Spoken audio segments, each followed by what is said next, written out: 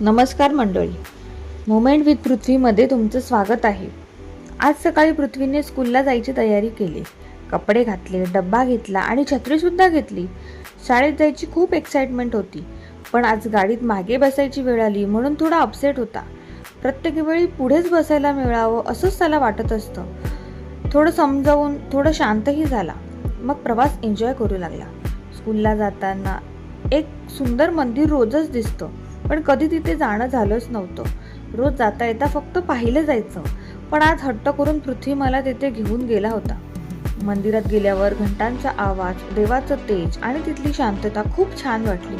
पृथ्वीनेही मनसोक्तपणे देवाचं दर्शन घेतलं. कधी कधी आपल्या मनात अशी एखादी गोष्ट येते आणि आपण ती पूर्ण केली की खरंच समाधान मिळतं. आज पृथ्वीचंही तसंच झालं होतं. देवांचे दर्शन घेऊन पुन्हा स्कूलला जायच्या रस्त्याला लागलो. गप्पा मारत मस्ती करत स्कूलला पोहोचलो. स्कूलमध्ये जाण्या अगोदरच वॉचमॅन काकांबरोबर थोडी मजा मस्करी टिंगल करणं हा त्याचा रोजचाच कार्यक्रम असतो. स्कूलमध्ये गेल्यावर सर्व मुलांना भेटतो, सर्व टीचरला भेटतो. आज पृथ्वीच्या स्कूलमध्ये वृक्षारोपण होतं. पृथ्वीने सुद्धा रोपट्यांजवळ जाऊन त्याला हात लावला होता. मातीत खेळायला तर त्याला सांगावंच लागत नाही.